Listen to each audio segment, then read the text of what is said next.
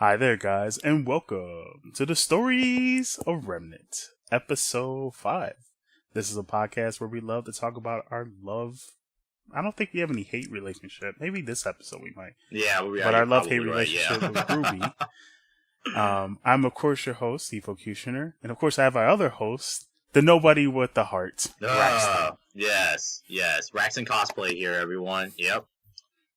And today we are talking about Volume 5, Chapter 5, Necessary Sacrifice. Ooh. And I feel like there should have been a better name for that.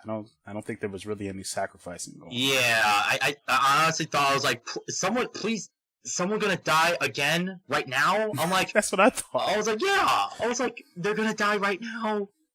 Man. Like, no. It's mostly just people's beliefs. Yeah. But actually, no one's belief actually died. I take that back. So that doesn't even fit. Like, the episode should have been like, standing by your convictions or something like that. Because that's what it seemed like the whole thing was. Like, people were just trying to get their convictions in order and just being like, this is how I'm going to be. This is what I'm going to do. No matter what happens, I'm going to stay true. Well, probably towards the end, that might get a little unnecessary. I don't know. Maybe they want like a shorter title. I don't know. I don't work. Mine was a shorter title.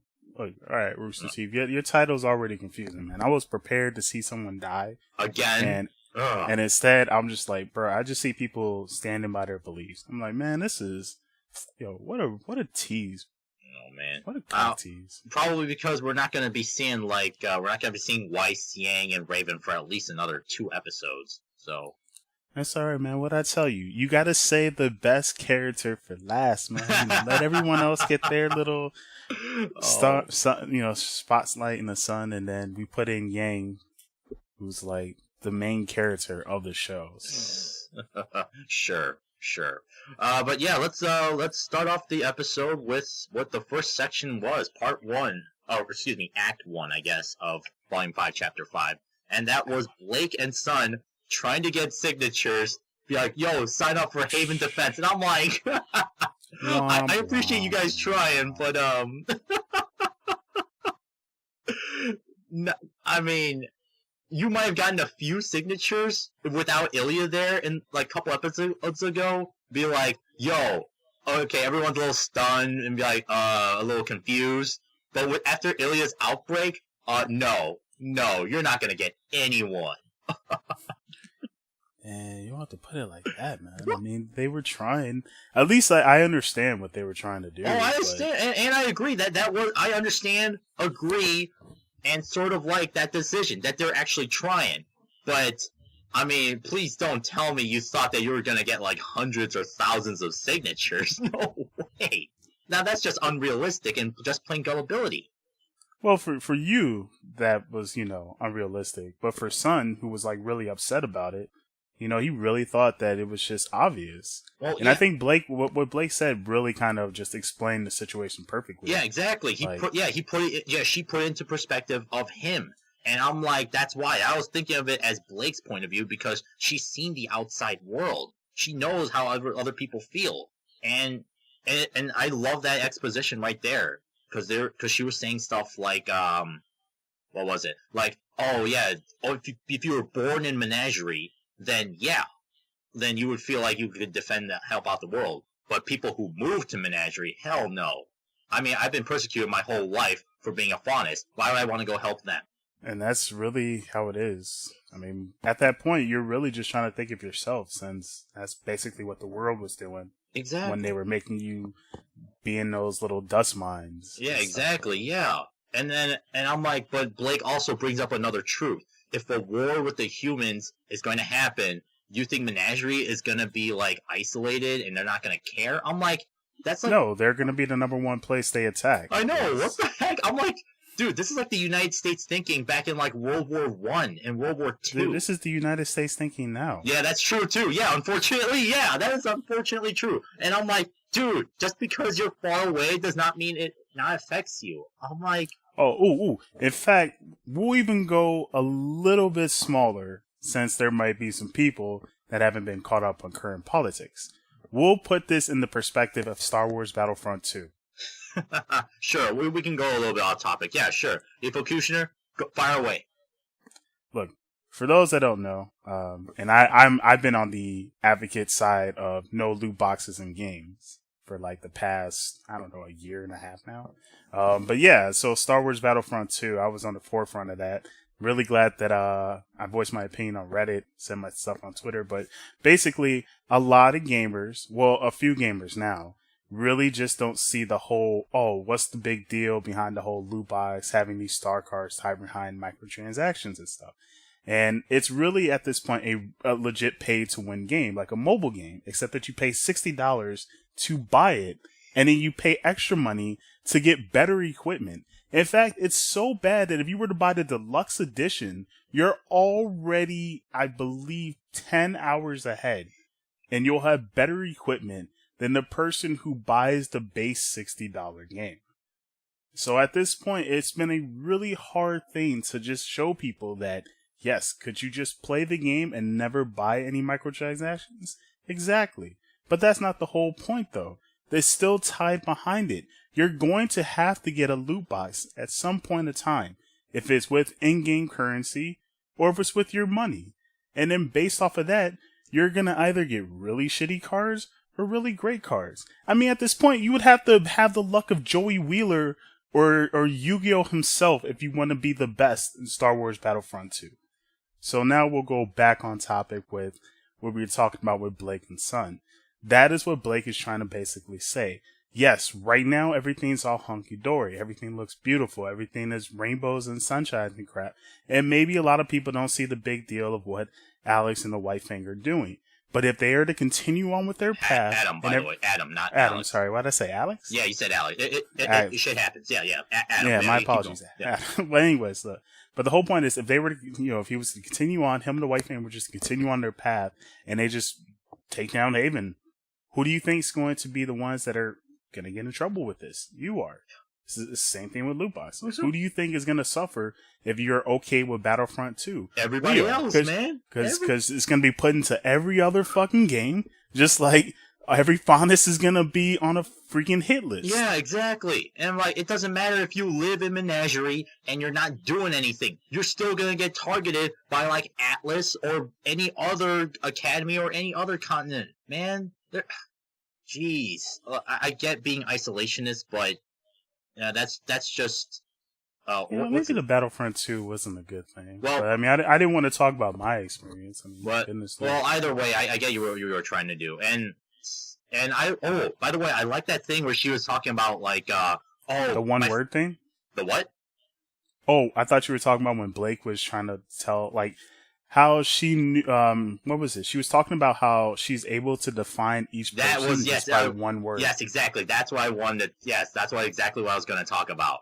And I'm like, ooh, okay, so Yang represents strength. I'm sure you applauded for that very much. I mean, she represents beauty, intelligence. Strength too. Strength too. As well. We can go with strength. Yes, that's cool. Weiss is defiance because obviously she's like... And Ice Queen. Well, she said one word. We're sticking to Blake's Sub-Zero. Man, yeah. We're not going to get into hyphen definitions here, okay? Frosty. Well, and then... fine. Okay. And then Ruby is defined as what? Purity? Speedy. Yes, purity. And I'm like, probably because she's like the youngest one of all. So, I don't know. Well, it's because she hasn't been out in the real world yet, man. Yeah. Of course you can be pure if you don't know what the heck is out there. Yeah, exactly. Just like with the people in Menagerie.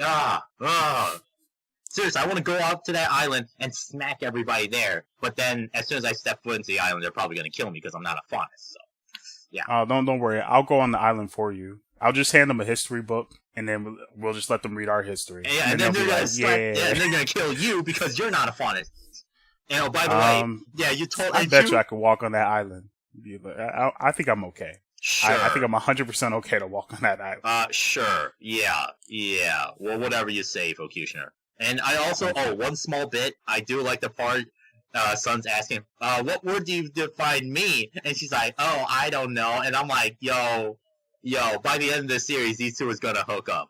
Oh, that definitely. I don't know, man. I mean, I feel like he has to go through his, a certain evil X.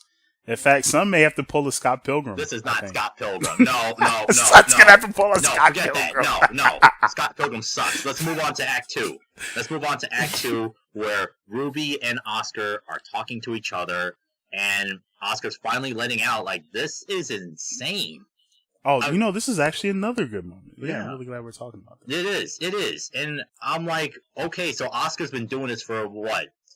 So he said he got the cane a few weeks. He's had it for a few weeks. So, and he's been traveling for a couple weeks. So that means maybe a month or two ago that he was just another kid on a farm just working on it and be like, I wonder what my life should be.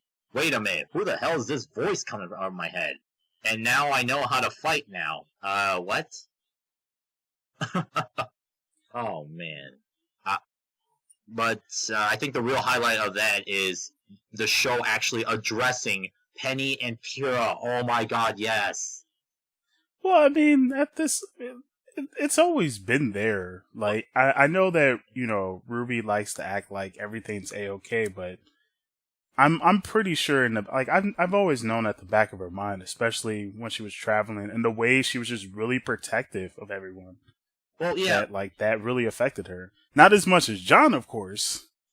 Well, yeah, obviously John, yeah. But it affected her. Oh, yeah, definitely. And, well, see, that's what I'm saying. Like, I'm so glad that the show explicitly said this. There's a difference between implicit and explicit. When you don't address something, you also give off the illusion that you're forgetting about it. That's why I love it when Ruby actually mentions Penny's full name, by the way.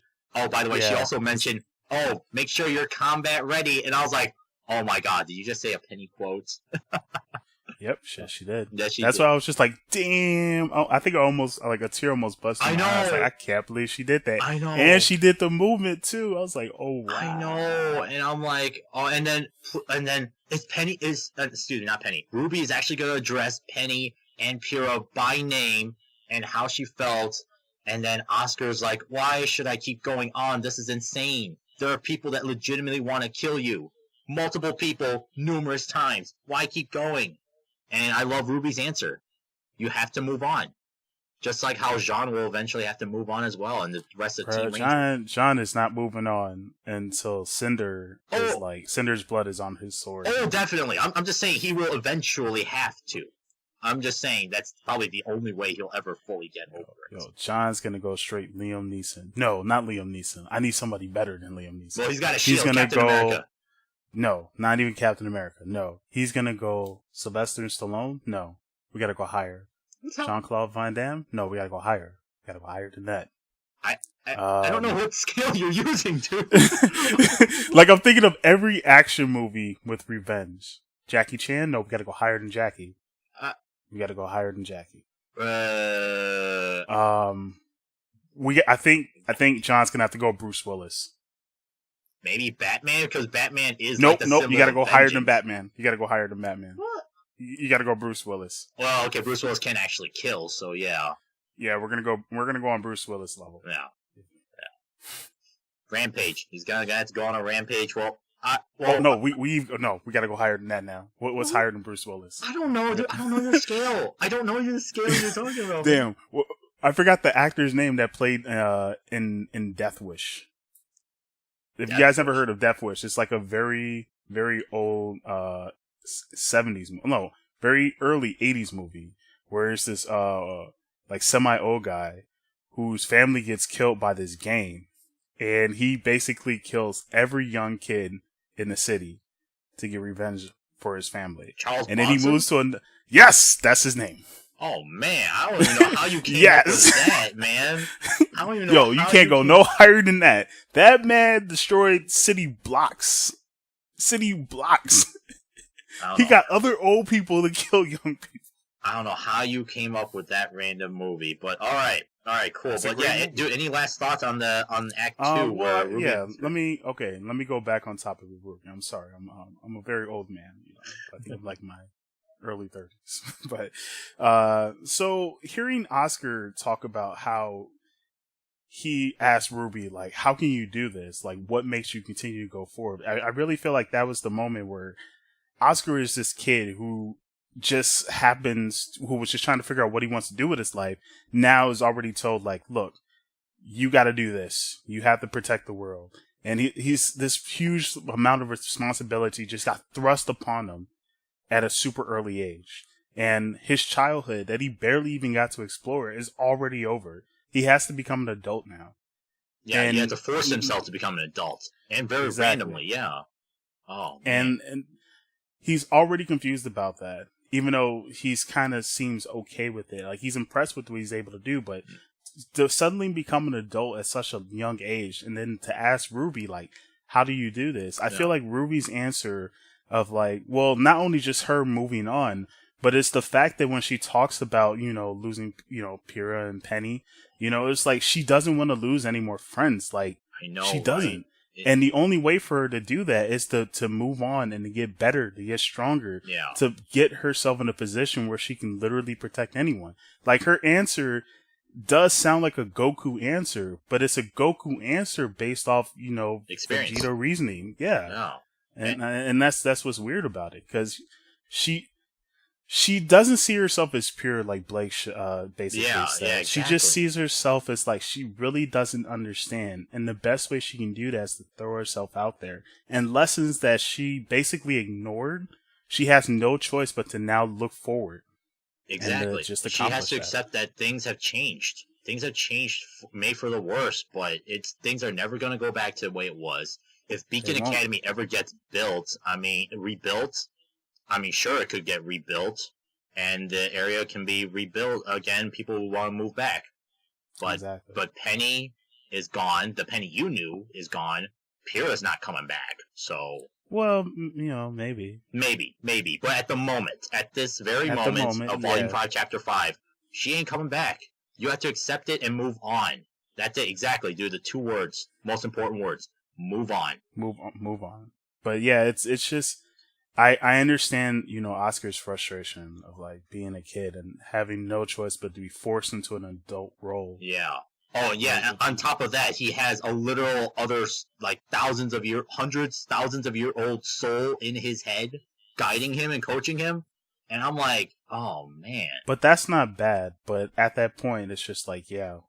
I can understand. Well, at the moment, it's pretty bad because you're still adjusting to it. You've only had this guy in your head for, like, what, a couple of months? Wait until a few years, then you'll get used to it. But at the moment, he's probably still adjusting to that because he's like, Ozpin, like, oh, this, and that. Please tell me what's this going to happen. How do you know this?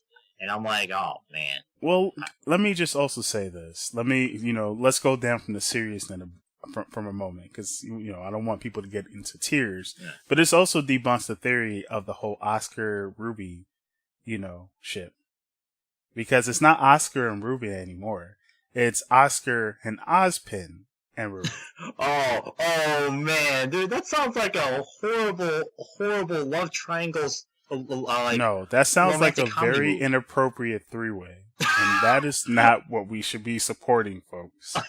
Well, dude, there are a lot of fandoms that are like, there are a lot of fans that apparently want that, man. I'm just telling you that. This whole entire episode has been about convictions, and my conviction is I am not supporting a very inappropriate 3-way. Here, I just got another. I see another comment. For those who have a problem with Rose Garden, RWBY x Oscar, just think of it as Aang and Katara from Avatar: The Last Airbender. Okay. Can I say this? Roku was not living in Aang's head the whole entire time. Roku was a soul doing his own soul shit in the spirit world. And then whenever Aang needed trouble, he's like, Aang, let me come back and help you. He may have been in his body, but he wasn't present through the whole thing. Okay, can I say that? Okay, you can say that. And I can also respond with going back to Yu-Gi-Oh! Yugi Moto and the Pharaoh Atem with Taya Gardner. Okay, but that has not been confirmed. No, you're right. You're right. It has not been confirmed. Had done something. But neither has this been confirmed either. Neither has RWBY and Oscar. I'm just saying. But in that defense, when Taya really wanted to get serious with Yugi, guess when that happened? That happened after little Yugi won and got the Pharaoh to rest in peace. And then that's at the end of the series, supposedly their theme had happened. At the end of the series, for most of the series, she did not know. No one knew that. Exactly. Yugi. So in that defense, once again, I am not supporting the inappropriate three-way. You're gonna have to give me some better examples, because so far I just debunked 2 of them without even trying. Yes, debunk, quote unquote. Yes. No, it ain't no quote unquote on this one. Oh, sure. You do realize this is all fandom shipping, right? I mean, I'm these are the just same saying, fans that wanted Blake and Gang to hook up. Okay? Not so bad? Is John Ruby not so bad? I can tell you right now, you're the only person I've met who said they want John and Ruby to get together. Well, no, I want John and that other guy to get together. John and Ren? Yes. Okay, no, that's just wrong. No, you are 100% wrong. You are separating Nora from Ren. Okay, that's it. First of all, Nora's not getting her stuff together. Yo, at the end of the thing, did we just not hear Ruby say, look, we got to get back and get that food before Nora eats everything? Nora playing games, man. She more focused on food than she is with Ren. Come on, man, we done. Well, she can have both. Dude, did you not watch RWBY? You didn't finish RWBY Chibi. You didn't finish all of it. No, I did not finish RWBY. No, you did not finish it. Okay, so, all right, moving on to Act 3. Act 3. We were talking about those 2 Faunus brothers and being messengers to Adam Taurus, and they send in Ilya, and like, Ilya, we got a message from Adam. Yeah. I want you to kill the Belladonnas, but bring Blake to me. And I'm like, I feel like Adam's gonna, like, torture her and be like, you're gonna be my slave for the rest of your life. I don't care about your family. You betrayed me. Or he might do something worse than that. He's gonna try and turn her back into the White Fang? Even worse than that. And what is this worse than that? I want to know what you're thinking. Make her watch Dragon Ball Evolution. And you are Dragon Ball Evolution. That's the story of your life. But no, actually, I could see her, like, bringing Blake back to the White Fang. I can, okay. Or mind control. Oh, man, I really hope they don't do that. That is, like, one of the lamest, really serious lamest ways of turning a good guy into a bad guy, at least temporarily. And I'm like, I don't know. The worst I've heard was using a cosmic cube to turn a good guy into a bad guy, and then you find out it's a clone later. Yeah, that's comic books for you. But yeah, I guess you're right. I'm hoping RWBY doesn't do that, but I'm hoping so too. And plus, I don't want Blake to turn evil. No, don't do that. Now, see, and like Ilya, honestly, okay, this is just my opinion, but I would like it if Ilya stayed bad the entire time that she's on with the show, or at least until she dies. I have a feeling she's gonna die eventually. Maybe at the last second she'll turn good, and in that turn she'll die, but until then, I don't know. I can see her like being with the White Fang from now on, because until I see something huge happen to her right now... From now on? Something huge already happened. No, that means you want to turn her mind. Let me finish. Okay, my bad. My apologies. And then something until like a human saves her, like something like that big of a thing happens, she's always going to be against the humans. She's going to be pro-White Fang, and she's going to do what Adam Taurus is going to say. So what you're saying is, Ilya will change when Yang saves her. If someone saves her. When Yang saves her, Ilya will change. When Yang saves her, she will change. Someone is confusing the word if and when. But anyway, yes, if someone saves her, if a human saves her at the most crucial moment, probably it's going to be RWBY. It's probably going to be RWBY. Maybe Weiss. Weiss would be cool. Yang, no. I don't see how Weiss that'd be cold-blooded, man. Like, first of all, she's the Ice Queen. Second of all, I can't see. That's not part of Weiss's character. Well, that's exactly why. Because Weiss is because she's trying to be defiant. She's trying to defy against her family. Her family has always suppressed the Faunus. Her as a Schnee, part of the Schnee family, be like, no, I'm gonna protect the Faunus. Boom. She makes a statement to the entire world. Be like, yeah, I will protect you. Exactly. Well, guess what, Braxton? What? I can't Schnee herself doing that. Okay.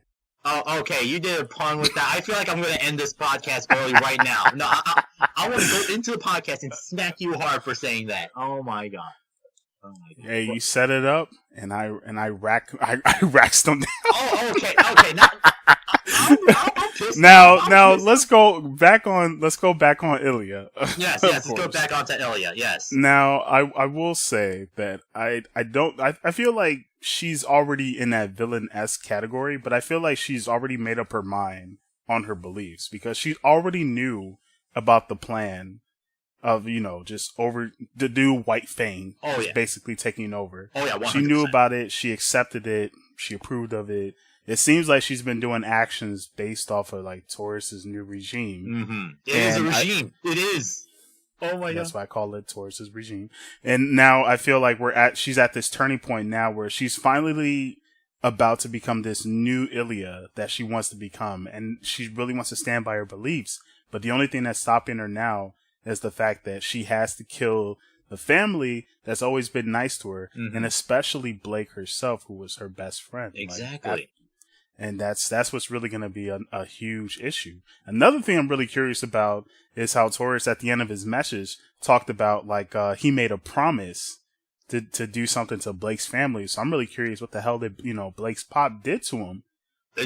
He said he made a promise, but I thought he was talking about Blake herself. Or actually, maybe I don't know. There's not given enough information. Oh, by the way, Efocutioner, can we agree that the promise he made the promise that he's talking about? Can we assume that's with Salem? Yeah, I can assume that. Okay, so that's a reasonable assumption. That could actually seem more likely. Yeah, exactly. Yes. Because at the given information we have right now, it just seems like he's talking about Salem. Or at least Hazel, Hazel works for Salem. That's the promise. Because unless we see a new character, I'm assuming he's talking about the promise to her. So, but yeah, it looks like he's maybe... I honestly thought he was talking about the promise, like saving... Blake for Salem. Maybe you're right. Maybe he is talking about killing the Belladonnas, Blake's parents, for Salem's sake. I don't know. I didn't think of that possibility. So, The real question is, how long do we wait until we find out the real? I'm gonna slap you. Did you just say Shao Long? I know. I am Asian. I know this stuff. Yes. I can notice that as well. So, look, man, I get it. Well, I'm just really curious to see what the next episode's gonna be now. Because if everyone's set up with their beliefs, everyone's comfortable with the path that they chose. Yeah. Now we got to see how the story plays out. Yeah, and definitely, see, dude, I don't totally agree with you. That's why I said about Ilya earlier. Like, Ilya's, at the moment, I don't think Ilya's going to change. When push comes to shove, when the decision comes either killing, the decision is going to be siding with Blake, or she's going to side with Adam Taurus and kill her parents, she's going to kill her parents. That's my honest guess. Because unless a human saves her life at the most random ass time, she's not going to change. She may be unsure of it now, but a few episodes from now, she's totally going to be a villain. She's going to stay a villain. And, dude, one last thing I do want to say. Go for it. It's, when Adam was talking, or the two Faunus brothers, I forget their names. I don't know. I don't think they're that important at the moment. Let's call them Ren and Stimpy. Ren and Stimpy. Can we call them? Sure, why not? Ren and Stimpy. We'll call them Faunus, Ren and Stimpy. Faunus, Ren and Stimpy, they're saying like, we would crush anyone who opposes us. And I'm like, you're not just becoming a terrorist group. You're becoming a terrorist group. Like you said, it's a regime. They're trying to control the Faunus now. And I'm like, oh my god. This is, at the very least, just like the Brotherhood of X-Men with Magneto's Brotherhood. And that they not only want to fight for, mutants being above humans, but they also want to control the mutants. And I'm like, okay. The word is megalomania? Yeah. I was going to say EA, but yeah, we can call them that too. I want to give it an actual adjective term. EA. Well, Electronic Arts is a company, but yes, megalomania. And an adjective. Sure. But yeah, we can call them, megalomaniac or the Brotherhood or the Region of Doom. Region? Oh, okay. That I like. Wait a minute. No. That sort of sounds racist, man. That sort of sounds racist. The Regime of Doom. Here, how Regime about of that? Doom. Okay. That's the Regime of Doom. Okay, I'm willing to take that. I am willing to take. This from the guy who watched Justice League 2, Regime of Doom. Well, and that's consider RWBY, animation, ladies so, and yeah. gentlemen. Yes, that is Volume 5, Chapter 5, Necessary Sacrifice. Where nothing was sacrificed. Yeah, other than, like, morals, and I'm like, yeah, that's Not really. They've already accepted that's how they want it to be. Apparently, yeah. Apparently so. Well, that's Volume 5. That was Episode Hold up. 5. Mm-hmm. Yes. You forgot about the most important part of the show. We're gonna get to that part, but I just want to say the next episode will be next week. It is Volume 5, Chapter 6, known by its song. Song. I feel like Weiss is gonna. Weiss and Gang are gonna sing a duet, and then Raven's gonna join in, and I'm gonna fall asleep. What? They're gonna be the new TLC. Is that what you want? Ooh, I actually wouldn't mind, man, because I could see Raven as Left Eye. She's like really hot. Oh, and who's gonna be Chili? But then I don't know, man. The real question is who's gonna be T-Boss? Because I feel like T-Boss is hotter than Chili, in my opinion. Oh man. Okay. Well, anyway, there's a small excerpt available for people who don't have Rooster Teeth subscriptions, and the first part of it seems to be Crow. I didn't listen to the whole episode. But it looked like it was Crow going back to that bar where he first met up with Raven. And he's talking to the bartender and something. I don't know. All I know is Wait. So if he goes back into the bar, will he be able to see the future? Because that's so Raven. Oh. I should have gotten that. Okay, that one's on me. That one's on me because I should have gotten that one. You know what? It's okay, Andrew, because I know you probably missed it because you were just focused on Crow in the house. Yeah, exactly. Oh, okay. That was. I will allow those two because that's actually apt, and that's so Raven was. Apparently, it's one of the highest rated Disney Channel shows of all time. It really was one underrated, and it was actually legit good. No, just like Crow in the house. No, but yes, Crow in the house. Oh. Yo, Crow in the house. Yo, we got T-shirt ideas. I am copywriting both of these things. You will not be able to take these, folks. T-shirt ideas are already being made. I already have a Crow Brandwin cosplay. I can do the Corey in the House theme song and be like, I'm Crow in the House. Yeah. I'm really surprised you've never thought about that. I thought about that for a while. Well, then you should have told me, because now I'm going to do it. So now I have a Crow cosplay, so I'm already halfway done. Cool, use that as a cosplay. I'm going to make t-shirts for the podcast. Crow in the House, That's So Raven. Well, hopefully Disney doesn't sue you for that infringement. So not really, man. Because That's So Raven is, because it depends if I show Raven Simone. And as long as I can change the text up a bit. And the most important that I recently thought of is, it's a Jay-Z and Beyonce song where I use Yang. And I'm not going to tell you which one. You'll just figure it out on the t-shirt. Let's see. Crazy in Love? Oh, you're crazy in love with Yang, obviously. Nope. That was pretty obvious. Well, anyway, guys, that was Volume 5, Chapter 5, Necessary Sacrifice. Hope you guys liked it. And, yes, we gotta go to the last portion of the show. I like how every episode, Raxton, you just like to skim over this thing. But I keep telling you, dude, I'm not skimming and this over. It's very important. Anyways, I'm not skimming this over. I said the last portion of the show. I didn't say we're done. I said we're at the last portion of the show. Mm-hmm.